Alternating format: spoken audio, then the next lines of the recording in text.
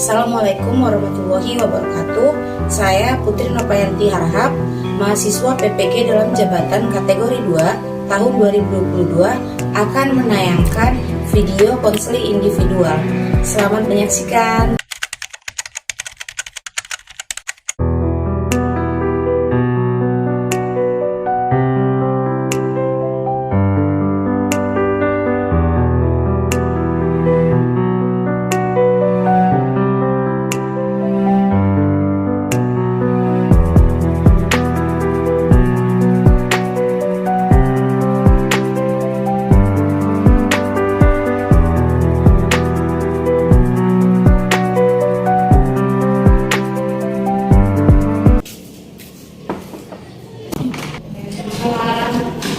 Masuk.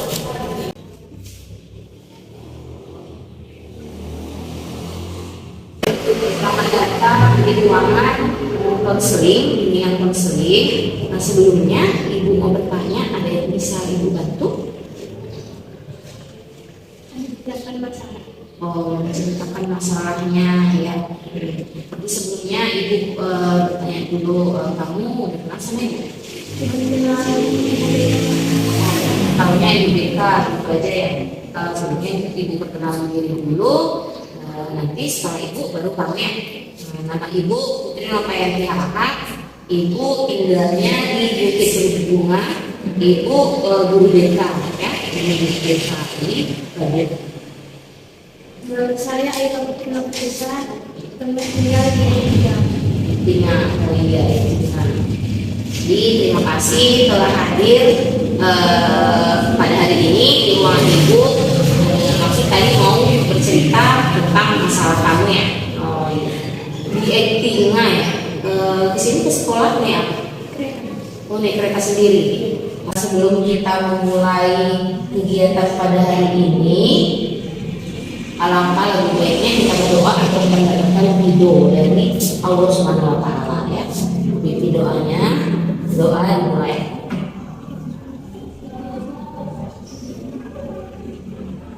Doa selesai. Sebelumnya, apakah Ayah sudah tahu apa itu konseling individu? Belum. Jadi kita jelaskan ya. Jadi konseling individu itu proses pemberian bantuan oleh seorang konselor itu ibu kepada seorang klien dalam rangka mengentaskan permasalahan yang dialami oleh klien secara tatap muka, secara langsung seperti kita ini kan. Jadi dalam tujuan konseling itu tujuannya itu berarti untuk mengatasi permasalahan yang sedang Ayla alami sebagai kliennya. Jadi di sini kita nanti akan membahas permasalahan yang kamu sedang alami. Jadi dalam konseling individu itu ada yang namanya asas-asas konseling individu. Jadi yang pertama itu mana tadi asas sukarelaan. Itu artinya Ayla datang ke sini secara sukarela tanpa ada paksaan kan? Tidak ada dipaksa oleh orang lain kan? Kemudian asas keterbukaan.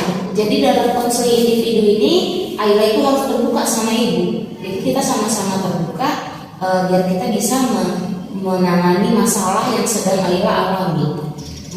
Kemudian selanjutnya asas kerahasiaan, itu yang paling penting. Jadi permasalahan yang Ayla alami itu akan ibu rahasiakan.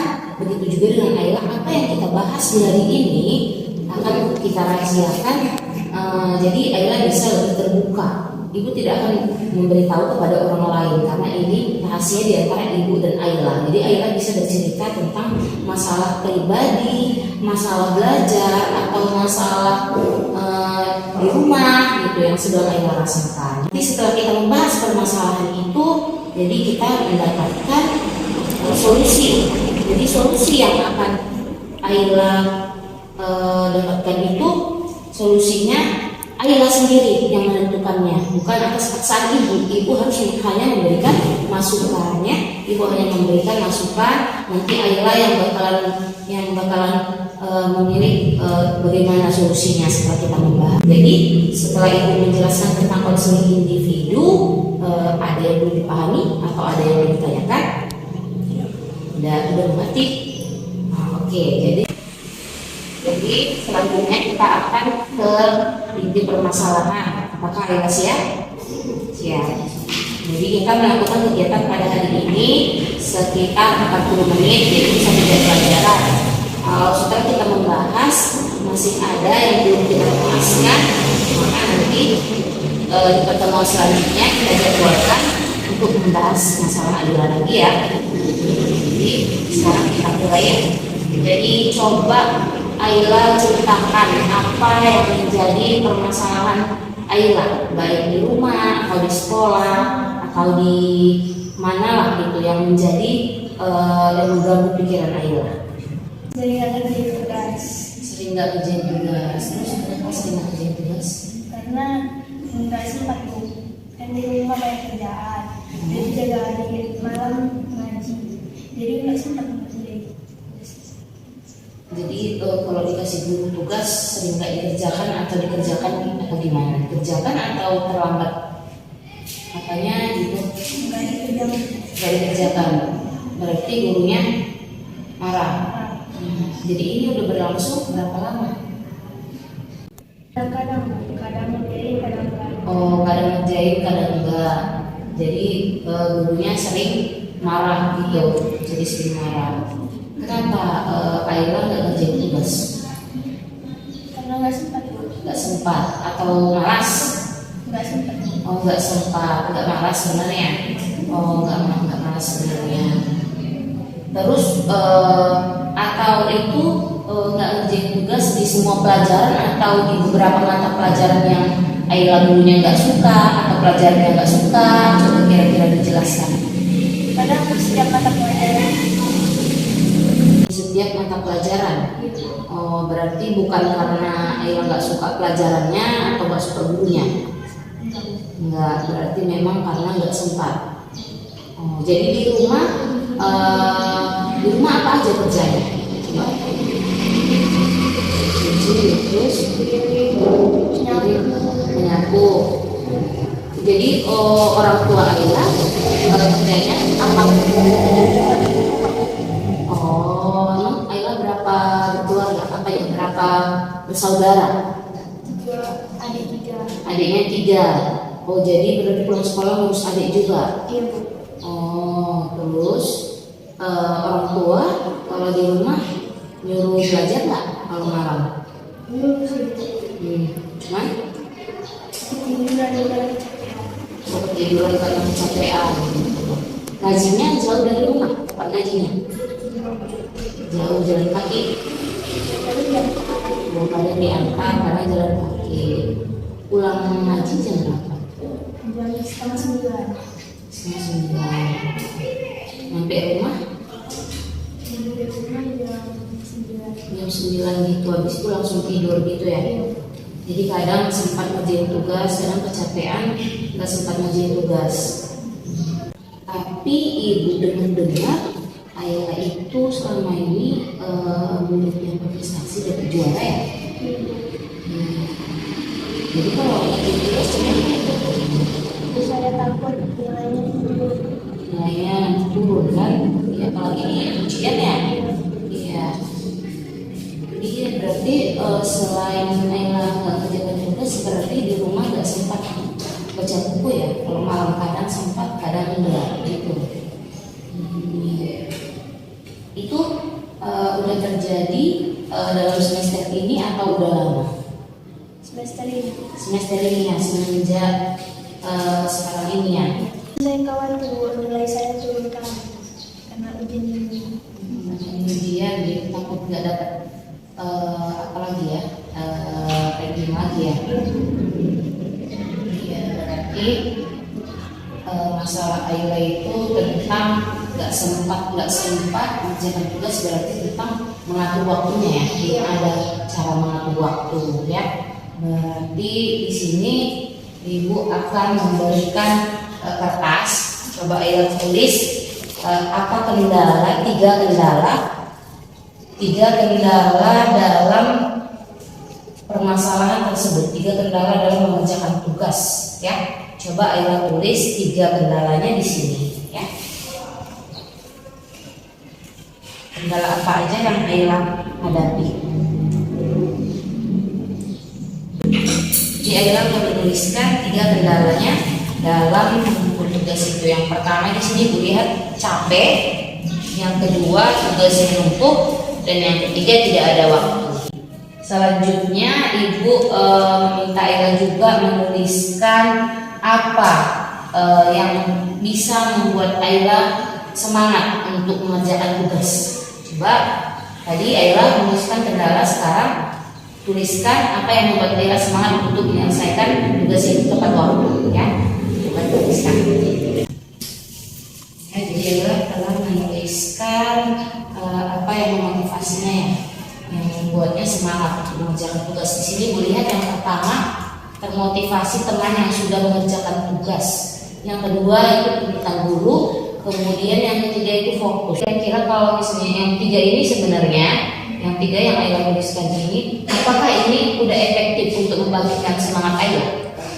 Oh, ini efektif. Sebenarnya ini efektif untuk membangkitkan semangat Ayla. Apakah selama ini Ayla punya jadwal? Ada jadwal atau pengaturan pekerjaan di rumah apa? Mulai dari jam sekian apa, jam sekian apa gitu. Karena kan Ayla di sini Ibu tengok permasalahannya, kendalanya tidak ada waktu, ya, tidak ada waktu.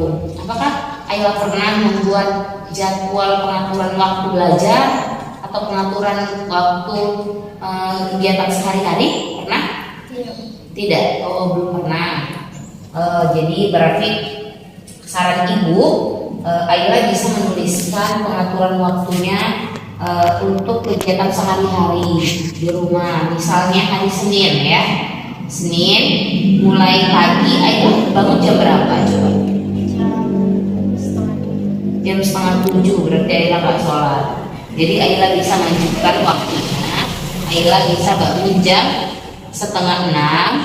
Jadi Ayla menulis 5:30 itu bangun pagi, kan? Bangun pagi. Pagi-pagi Ayla punya kerjaan nggak? Cuci piring, kan? Habis bangun pagi 9:30 berarti sholat 15 menit, kan? Sampai 5:30 sampai 5:45. Berarti 5:45 Ayla mencuci piring. Piringnya banyak nggak? Lama nggak kalau cuci piring? Kira-kira berapa menit? 10-15 menit, ya. Berarti 5:45 sampai jam 6, ya, Ayla bikin cuci piring. Selanjutnya apa lagi? Ada kerjaan Ayla? Coba Ayla tuliskan apa aja kerjaannya di setiap pagi rutinitas Senin sampai hari Sabtu, ya. Coba tuliskan. Setelah Ayla menuliskan jadwal pengaturan kegiatan sehari-hari di sini, kan. Jadi ini nanti yang Ayla tuliskan ini gimana caranya biar Ayla ingat setiap hari apa aja pekerjaannya, coba. Ditempelkan di dinding kamar, ya. Jadi biar sering dilihat, bangun pagi nanti langsung lihat, ya. Jadi ini sudah ada Ibu lihat pengaturan waktu kegiatan sehari-hari mulai dari hari Senin sampai Sabtu mulai jam 5:30. Jadi ini yang Ayla buat ini sangat bagus. Ibu berharap nanti Ayla menerapkan ini untuk sehari-hari, ya. Apakah Ayla bersedia menerapkannya untuk kegiatan ini untuk sehari-hari? Kira-kira Ayla bisa konsisten melakukan ini jadwal ini? Ya, bagus. Jadi ini jadwal untuk Ayla setiap hari biar Ayla nggak terlambat, ya, nggak terlambat, santai sering terlambat dan tidak mengerjakan tugasnya secara ditunda-tunda, ya. Jadi setiap malam bisa mengerjakan tugas, ya, karena sebentar lagi mau ujian, kan. Jadi mengucapkan terima kasih kepada Ayla karena telah bersedia hadir sukarela untuk bercerita sama Ibu dalam kegiatan hari ini. Semoga apa yang kita bahas ini bisa bermanfaat untuk Ayla. Dan Ayla itu hebat karena bisa terbuka sama Ibu tentang permasalahan dan bisa memahami, bisa mengetahui, menyadari apa yang menjadi kendala Ayla. Bagus sih, Bunda, ya. Karena kamu tahu apa yang menjadi kendala kamu, jadi kamu bercerita sama ibu untuk meminta saran atau solusi. Itu bagus ya nak ya. Terima kasih ibu ucapkan. Kemudian gimana perasaannya setelah kita selesai melakukan konseling individu ini?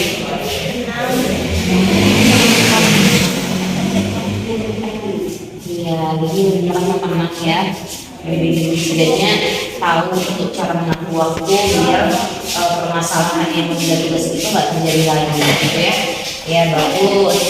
Kemudian karena mungkin waktunya tinggal beberapa menit lagi, selanjutnya mungkin kita akan melakukan pertemuan di hari Selasa ya, di hari Selasa ya.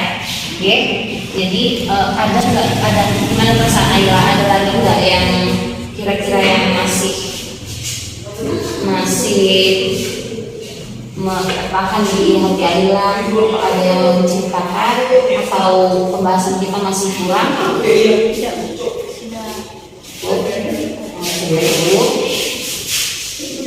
Mungkin sekian apa kegiatan kita pada hari ini.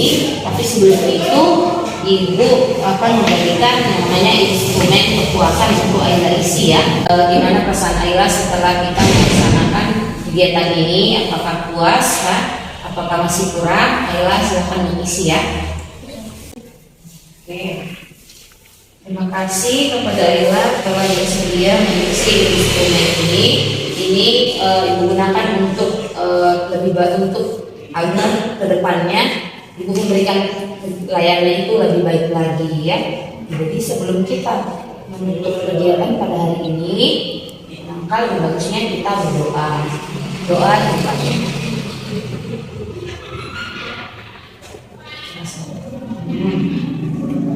Assalamualaikum warahmatullahi wabarakatuh.